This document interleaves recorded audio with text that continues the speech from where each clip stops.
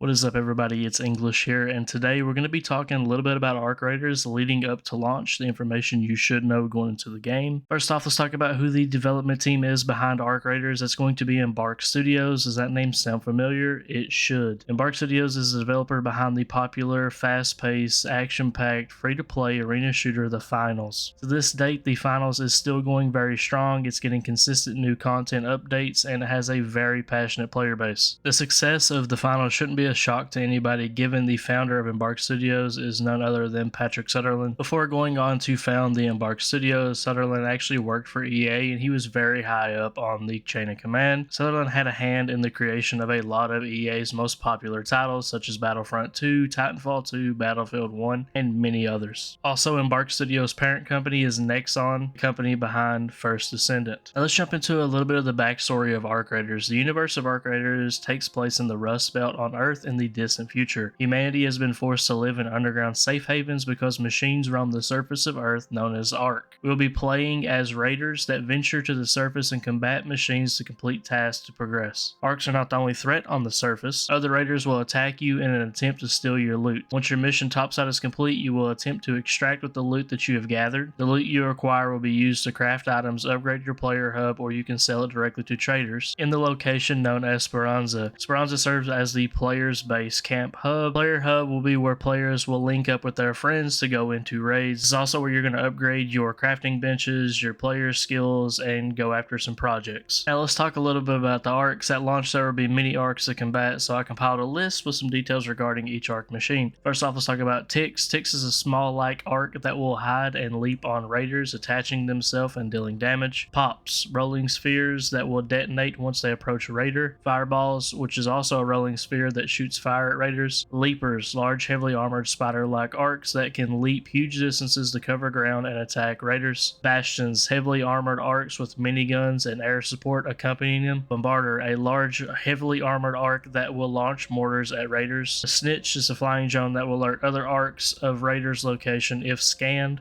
A Hornet is a medium-sized flying drone with an underbelly mounted weapon system. A Wasp is a small-sized flying drone with a light ammo weapon system. A Rocketeer is a large flying heavily armored drone that fires rockets at raiders. And the Queen Arc is the largest arc machine in the game. It's extremely durable and lethal. You can find the Queen Arc machine in the Harvester events. Moving to the expeditions within the game, expedition projects will operate on a repeating cycle of roughly 8 weeks. During the course of these 8 weeks, players can contribute toward making progress on their expedition project, which will overall be a somewhat large time investment for players. Benefits for completing expedition projects: permanent account unlocks, unique cosmetic rewards, and account buffs that are applied for the duration of the following expedition cycle. Finally, we've reached the Battle Pass system. Works like pretty much every other Battle Pass in other games. Battle Passes can be purchased with Raider tokens and in-game currency earned by leveling up and playing the game. Once you buy the Battle Pass, you have access to all the items within. You'll be able to buy these items with what is called cred. Players can gain cred by completing daily and weekly challenges. It has been reported that the game will have multiple passes ready to go at release. Now, with all the information that I've given you guys, we are just barely scratching the surface with this game. It looks great, plays great, it's super fun to run around with your friends, has a lot of content within inside of the game. I am personally super excited for the game along with a lot of my friends. The game has got a lot of positive feedback from the community, especially very big streamers and content creators. I'm going to be making so much content on this game, everything from how to do certain things to where to find certain things. So if you guys are interested in content like that, just go ahead and hit the like button, subscribe for more Arc Raiders content, and I will see you guys in the next video. Thanks for watching.